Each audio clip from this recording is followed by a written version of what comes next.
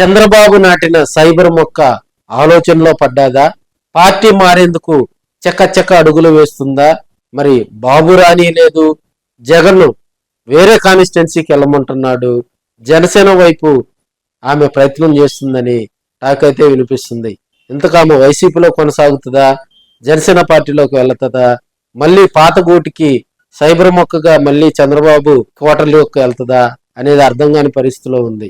ఒకప్పుడు రాజకీయాల్లో చంద్రబాబు నాటిన సైబర్ మొక్క అంటూ మరి సంచలన డైలాగుతో రాజకీయ ఆరంగేట్రం చేసినటువంటి మాజీ మంత్రి విడుదల రజని ప్రస్తుతం ఏ కాన్స్టిట్యున్సీలో యాక్టివ్గా ఉందంటే చిలకలూరిపేట కాన్స్టిట్యున్సీ. ఆమె గతంలో గుంటూరుకు వెళ్ళినటువంటి పరిస్థితులు. 2019లో ఆమె ఎమ్మెల్యేగా చిలకలూరిపేట కాన్స్టిట్యున్సీలో గెలవటం జరిగింది.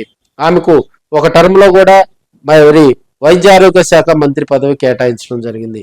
అప్పట్లోనే ఆమె వైద్య ఆరోగ్య శాఖ మంత్రిగా ఒక మంచి మాస్ లీడర్ గా ఎదిగినటువంటి పరిస్థితి. అప్పుడు జరిగినటువంటి కొన్ని విపత్కర పరిస్థితుల దృష్ట్యా ఆమె సైలెంట్ మోడ్ లోకి వెళ్ళటం జరిగింది. ఓటమి అంటే మనకి ఆమె మంత్రిగా చేసిన టైంలో కొంత అవినీతి అక్రమాలు వెలువడ్డాయి.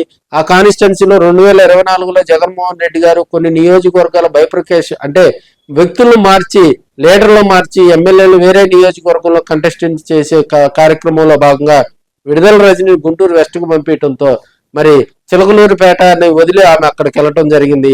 ఆమెను అక్కడ ప్రజలు మరి చేదరించుకున్నారని చెప్పొచ్చు. తెర వెనుక కూడా ప్రయత్నాలు జరిగి చిలకలూరిపేటకు 2024 ఓటమి తర్వాత ఆమె ఇన్ఛార్జిగా రావటం జరిగింది. అప్పటి నుంచి కూడా పేటలో మరి యాక్టివ్ గా ముందుకు వెళ్తున్న వేళ క్యాడర్ అయితే ఆమెను స్వీకరించడం లేదు. క్యాడర్కు ఆమెకు కొంత వివాదాలు నడుస్తూ ఉన్నాయి. 2024కు ముందు మరి జరిగినటువంటి పరిస్థితులు ఆమె మంత్రిగా పనిచేసిన టైంలో క్యాడర్ను పట్టించుకోలేదని కొంత టాక్ వినిపించిన నేపథ్యంలో ఆమెకు మళ్ళీ ప్రయారిటీ జగన్మోహన్ రెడ్డి కల్పించటం, అక్కడ ఉన్నటువంటి పేటలో ఉన్నటువంటి వైసీపీలో సీనియర్ లీడర్స్ అదేవిధంగా ద్వితీయ శ్రేణి నాయకులు కూడా ఆమెను కాన్స్టిట్యున్సీ నుంచి పంపించి కొత్త ఇన్ఛార్జిని ఇవ్వాలని వారు అధిష్టానానికి వేడుకోవటం జరిగింది. అయితే స్పందించినటువంటి అధిష్టానం ఎప్పటికీ ఆమెకు చురకలంటిచ్చింది అని తెలియజేసుకోవచ్చు. చిలకలూరిపేటలో సైలెంట్ అవ్వమని ఆమె ముదిరాజు కుటుంబానికి సంబంధించినటువంటి వ్యక్తి కాబట్టి మరి రేపల్ల కాన్స్టిట్యున్సీ కూడా బీసీ సామాజిక వర్గంలో మత్స్యకార కుటుంబాల్లో ఉన్నటువంటి మరి ఆమెకు రేపల్ల కాన్స్టిట్యున్సీ అయితే మరింతగా కూడా బలంగా ఉంటది. మరి ఇక్కడ ఉన్నటువంటి లీడర్స్ మధ్య విభేదాలు చల్లార్చాలంటే ఆమెను తీసుకెళ్లి రేపల్ల కాన్స్టిట్యున్సీలో పెట్టాలని జగన్మోహన్ రెడ్డి గారు కూడా మరి అధిష్టానంలో ఉన్నటువంటి కొంతమంది పెద్దలను ఆదేశించినట్టు తెలుస్తోంది. దానిలో భాగంగా ఆమె రేపల్ల కాన్స్టిట్యున్సీకి బదిలీ చేసేందుకు కూడా అధికారులు చురుగ్గా ప్రయత్నాలు చేశారు. చిలకలూరిపేటలో సైలెంట్ అవ్వమంటే ఆమె అడపాదడప కొన్ని కార్యక్రమాల్లో పాల్గొనడం జరిగింది. కొంత మళ్ళీ అధిష్టానం దృష్టికి జగన్మోహన్ రెడ్డి గారి దృష్టికి తన గోడును వెళ్ళబోసుకునేందుకు మరి ఆమె తాడేపల్లి చేరుకున్నా కూడా ఆమెకు అపాయింట్మెంట్ ఇవ్వకపోవడంతో కొంత వెనుదిరిగినటువంటి పరిస్థితులు. అప్పటి నుంచి కూడా వైసీపీ రాజకీయాల్లో కొంత డియాక్టివేట్ అయినట్టు తెలుస్తా ఉంది. అటు రేపల్ల అయిష్టంగానే ఆమె వెళ్ళటానికి కూడా సిద్ధంగా లేని పరిస్థితిలో పేట నుంచి ఆమెను ఏ క్షణంలోనైనా కూడా రేపలకు పంపిస్తారని అంతర్మదనంలోకి వెళ్ళిందని తెలియజేసుకోవచ్చు.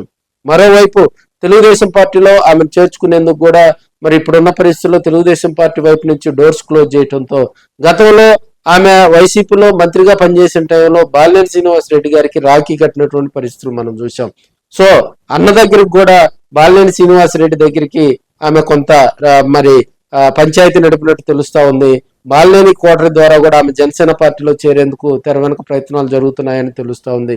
ఇప్పటికే జనసేన పార్టీలో ఉన్నటువంటి కొంతమంది పెద్దలతో కూడా ఆమె టచ్ లోకి వెళ్ళిందని, రాబోయే రోజుల్లో యాక్టివ్ పాలిటిక్స్ చేయాలంటే జనసేన పార్టీ ద్వారా అని ఆమె నిర్ణయించుకున్నట్టు తెలుస్తుంది.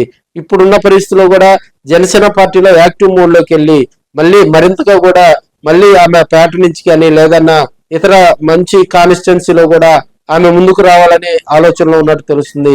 జనసేన పార్టీలో ఉన్నటువంటి ఒక వర్గం అయితే ఆమెను వ్యతిరేకిస్తుందని తెలియజేసుకోవచ్చు.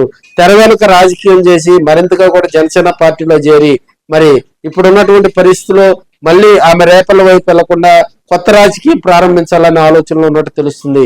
ఏదేమైనప్పటికీ కూడా సైబర్ మొక్క కొత్త సంవత్సరంలో కొత్త పార్టీలోకి వెళ్తుందని టాక్ అయితే వినిపిస్తుంది. ఇది ఊహాగమనం మాత్రమే. ఆమె చేసేటువంటి ప్రయత్నాల్లో మరి జగన్మోహన్ రెడ్డి గారు కనుక మళ్ళీ ఆమెకు భరోసా కల్పిస్తే మళ్ళీ ఆమె టాటలోకి వచ్చి చక్రం తిప్పేటువంటి పరిస్థితులు కూడా ఉంటాయని తెర వెనుక వినిపిస్తా ఉంది. ఏదేమన్నప్పటికీ కూడా విడుదల రజనికి రాబోయే రోజుల్లో గడ్డు రోజులని మనం తెలియజేసుకోవచ్చు. చూద్దాం మరి ఆమె రాజకీయంగా ఏ స్టెప్ తీసుకుంటుందా అనేది కూడా వెయిట్ చేద్దామా.